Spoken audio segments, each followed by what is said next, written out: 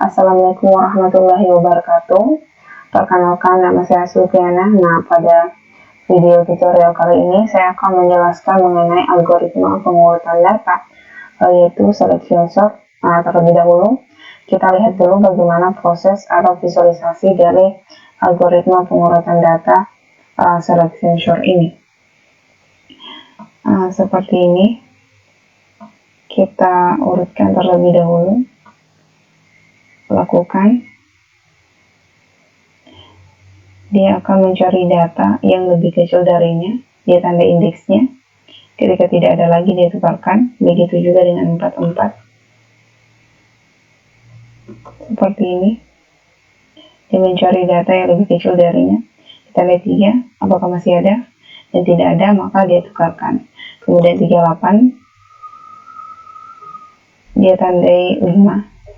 Seperti ini, 5, kemudian dia mencari lagi apakah masih ada data yang lebih kecil. Ternyata ada 4, dia cari lagi, ternyata tidak ada, maka dia tukarkan.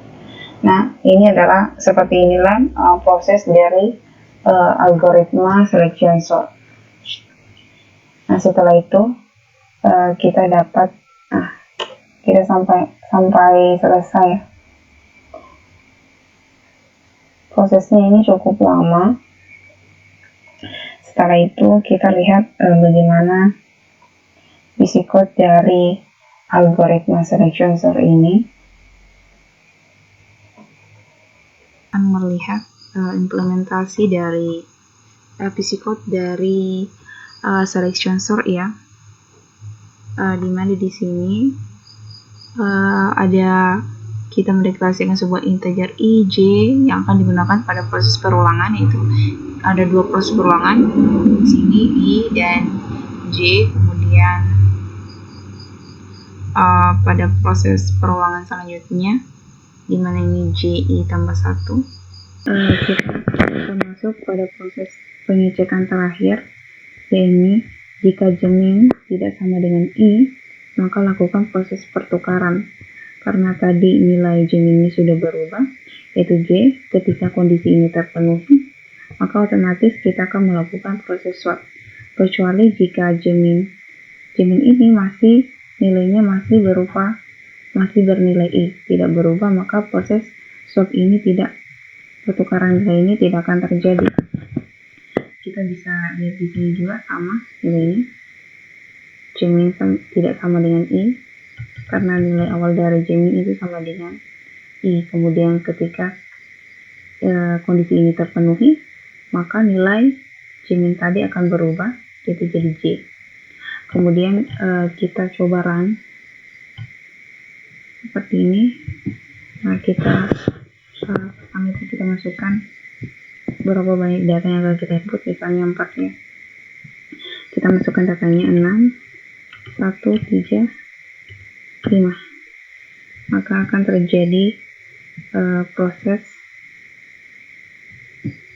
pengurutan data secara selection sort, yaitu descending ya, dari besar ke kecil, 6, 5, 3, 1. Nah, setelah selesai, caranya seperti itu. Algoritmanya seperti ini. Kemudian kita coba implementasikan. Kita buat di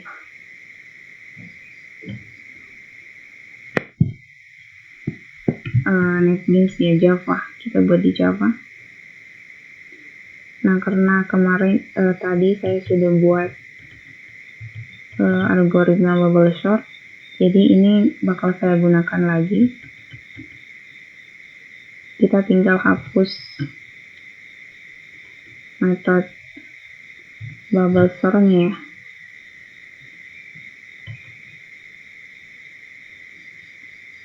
Ini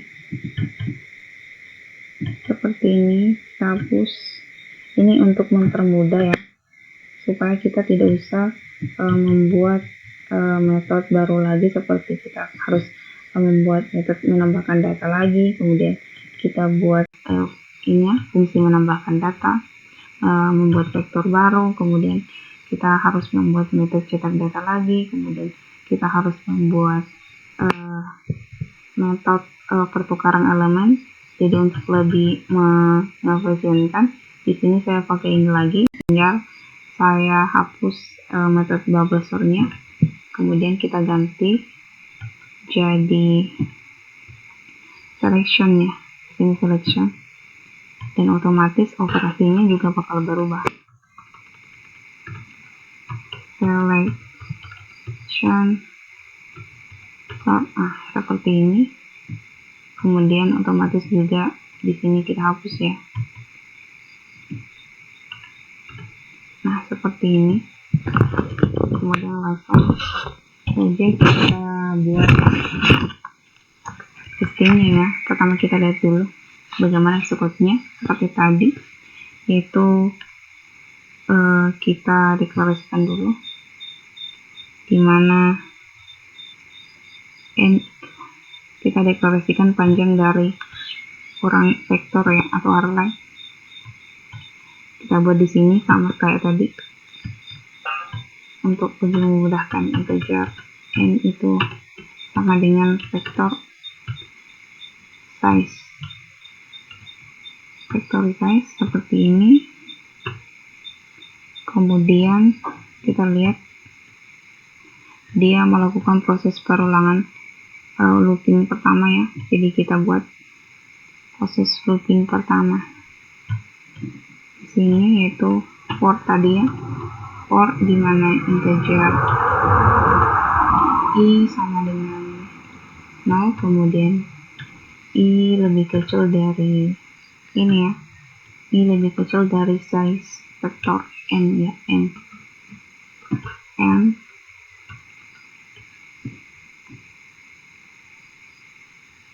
kurang 1, seperti ini di increment.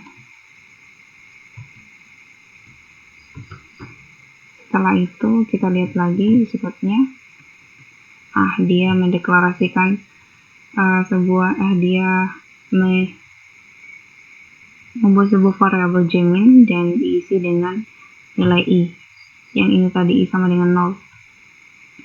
Kemudian kita buat integer jmin sama dengan i.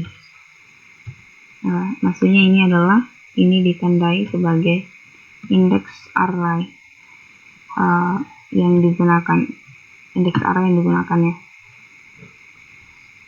Kemudian kita lihat lagi ada kita masuk lagi perulangan. For j ini perulangan untuk mengecek elemen atau indeks di sebelah kanan ya, kanannya sampai array length di sini. Ditambah 1 berarti sebelah kanan sampai array length. Jadi kita buat lagi for di sini. For integer tadi j ya, itu sama dengan i tambah 1, berarti itu dia mengecek, berikan i tambah 1, kemudian kenapa nih i tambah 1, setelah itu j lebih kecil dari n ya, tadi j lebih kecil dari n, kemudian j increment seperti ini. Kita lihat apakah sesuai. I tambah 1, j lebih kecil dari ln, oke, sesuai. Nah, setelah itu kita lihat setelah looping ini kita akan mengecek ya,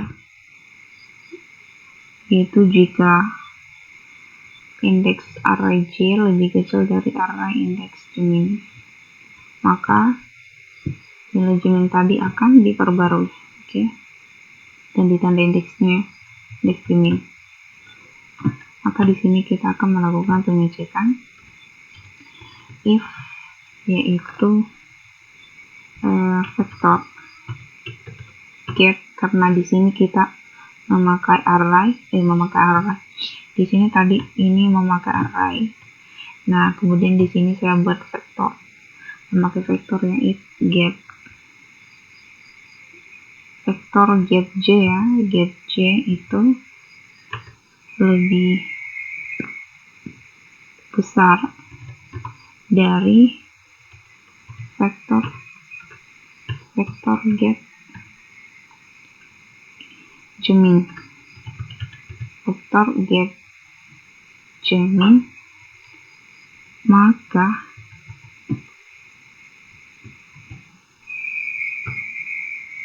kita akan mengubah nilai dari Jamin tadi menjadi J ya, seperti ini. Setelah itu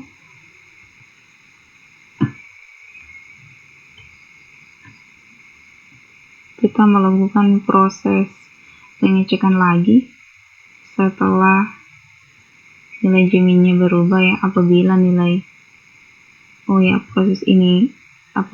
proses perulangan for ini sudah dilakukan, maka kita akan lanjut ke pengecekan selanjutnya, itu jika if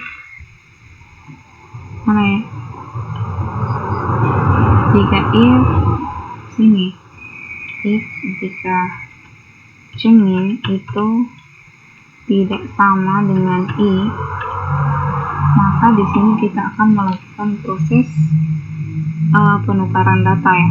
Kalau seperti ini, dia akan melakukan proses swap, penukaran data indeks array menjadi array indeks Jamin.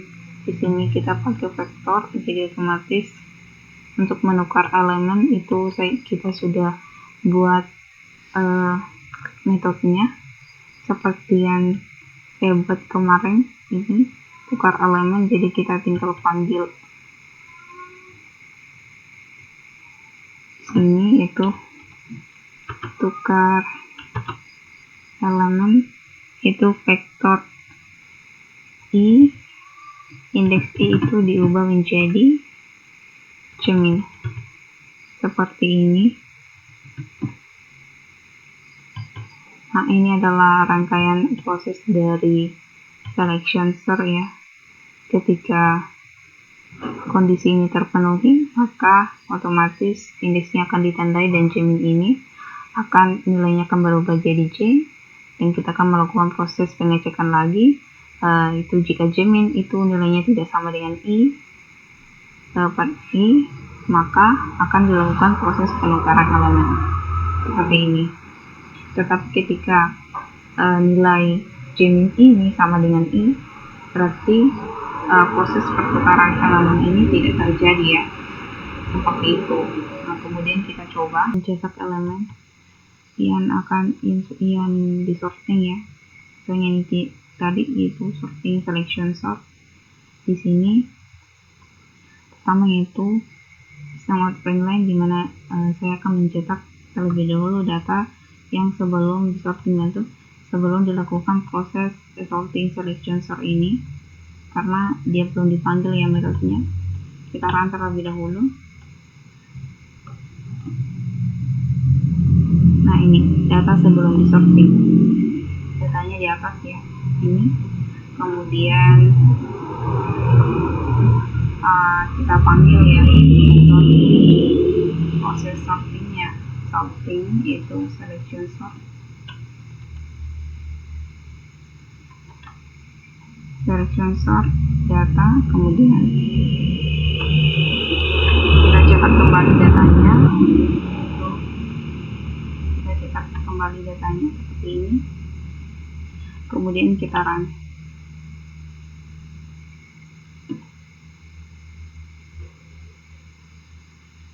Ya, seperti ini. Ketika belum disorting, datanya dari 8, 1, 5 dan belum terurut ya. Sorry, kita rapikan dulu. Sorted seperti ini. Kita buat data sebelum, data sesudah disorting.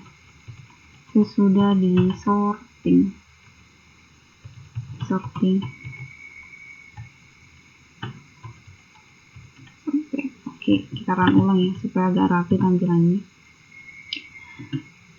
Nah, di sini kita lihat data sebelum disorting itu adalah 8, 1, 5, 6, 7, 4, 2, 9, di mana data ini belum terurut. Tapi ketika kita memanggil metode selection sort tadi di sini, kemudian kita cetak ulang datanya, maka dia akan berubah terurut ya secara descending, itu 98765421. Oke, itu saja.